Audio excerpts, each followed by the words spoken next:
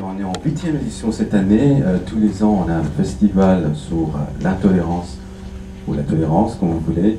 Et donc cette année, on a un débat spécifiquement sur la double nationalité.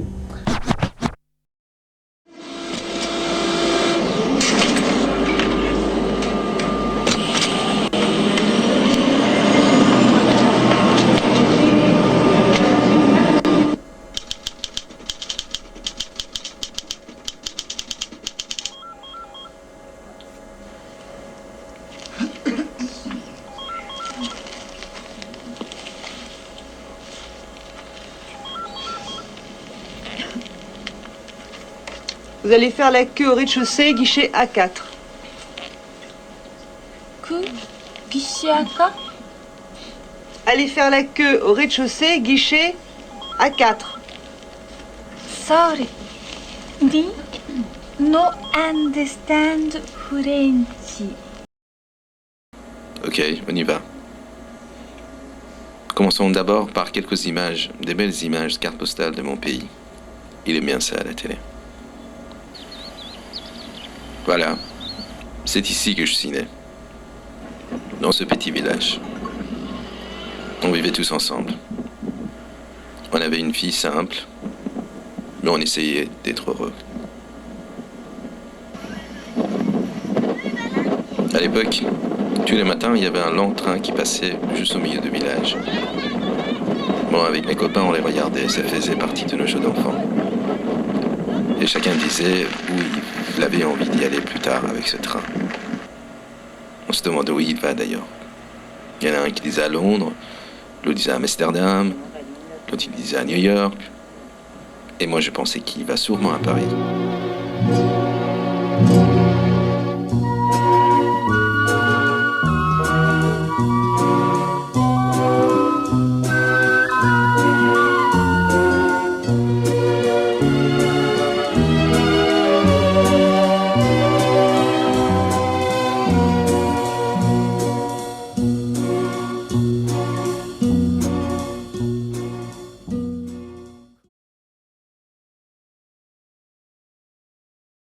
Vous venez de voir les deux courts-métrages qu'on vous a présentés.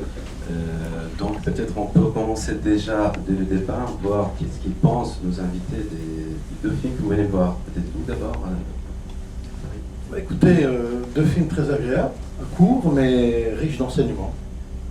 Très sympathiques, très sincèrement, moi qui suis très cinéphile, c'est riche d'enseignements, c'est assez... Il y a beaucoup à dire bien sûr, mais bon, voilà, en tous les cas bravo au réalisateur, c'est simple, je pense que ça a été fait avec pas beaucoup de sous, hein. Il n'y a pas tout un lobby cinématographique derrière, mais comme quoi on peut avec rien. Monsieur le sénateur. Non, un peu pour les films, les personnages sont beaux. La Camerounaise est très belle. C'est bon. Et juste très agréable la façon dont on fait. C'est un peu grossi, les traits étaient un peu grossis, mais je pense que c'est intéressant. Le deuxième film, c'est plus difficile au niveau cinématographie, mais ça m'a fait penser à un souvenir. La première fois que je suis allé en Afrique, je me souviens que j'avais travaillé dans un voyage officiel aux Zaïre.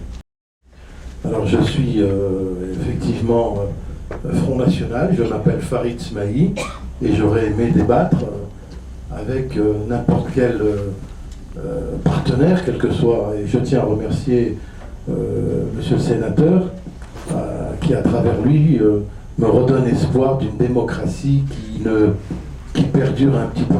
Donc je le regrette, donc ce n'est pas nous les méchants, ni les racistes, les fascistes, tout ce qu'on a pu raconter sur nous, quand on s'appelle Farid et quand on est au Front National, ou alors il faut être fou pour être dans un parti raciste. Alors je suis un de ceux qui combat depuis de nombreuses années les dangers de la binationalité. Cela fait maintenant plus d'une vingtaine d'années que je dénonce le fait que des étrangers, non pas parce qu'ils deviennent français, parce qu'ils ont le droit de devenir français, mais je dénonçais le fait qu'ils devenaient français, mais qu'ils n'abandonnaient pas leur nationalité d'origine, ipso facto. Et ça me gênait quelque part. Ça me gênait parce que, au même titre que l'on n'a qu'une seule maman, on ne peut servir qu'une seule patrie. Et ça, personne ne me l'enlèvera de la tête. Ou on est français, mais on ne peut pas se réclamer à la fois de la patrie française, de la patrie française et de la patrie algérienne. On ne peut pas se réclamer à la fois de la patrie chinoise et de la patrie française, de la patrie israélienne et de la patrie française. Je crois qu'il faut choisir, et c'est un choix clair. Concrètement, que veut dire servir la patrie? Ben, je vais vous répondre. Servir sa patrie, c'est la servir contre notre pays, la France, est en danger. Servir la patrie, c'est faire des études. Qui a refusé aux plus défavorisés l'école maternelle, le collège, le lycée ou les grandes écoles? Aujourd'hui, il y a un quota. On parle de discrimination positive. Moi qui m'appelle Farid, j'aurais pu devenir aujourd'hui énarque. Par rapport à vous, par exemple, j'aurais pu avoir 120 points de plus que vous parce que je m'appelle Farid. On marche sur la tête. Alors, servir sa patrie, c'est être loyal à l'égard, c'est connaître son histoire, c'est connaître le patrimoine que nous ont laissé des hommes et des femmes par le sang versé. Moi, la France, c'est pas... Pour moi, je vais vous répondre franchement. La France, c'est pas 1789. Je m'appelle Farid. La France, pour moi, c'est Clovis. Et c'est les 43. Les millions de touristes qui viennent aujourd'hui en France, les millions qui dépensent une fortune dans notre pays, ils viennent visiter quoi? Ils viennent visiter Versailles, le Louvre, Chambord. Ça a été construit par qui? Par la République peut-être? La monarchie. Absolument. Donc ils ont profité d'une faille. Tous ces intégristes islamistes qui font un tort terrible à la religion musulmane, qui est une très bonne religion. Ils font un mal terrible à la religion musulmane et un mal terrible à toute une composante de la société française. Ils sont binationaux. Ils sont tous binationaux. Je vous rappelle que un personnage très connu en France avait à peine raccroché son blazer de militaire israélien pour rejoindre le cabinet de Sarkozy. Vous savez comment il s'appelait ce monsieur? Dites-moi. Personne ne le sait ici. Herzfeld. Il a travaillé avec Sarkozy une semaine après avoir servi à flinguer des petits Palestiniens comme on tue des petits oiseaux. D'abord, sur le premier point, c'est vrai que sur le débat avec le Front National, moi je considère que je suis un centriste, donc oui, plutôt j'étais avec Bayon, même si je l'ai quitté depuis, je n'étais pas clairement d'accord avec lui sur sa stratégie.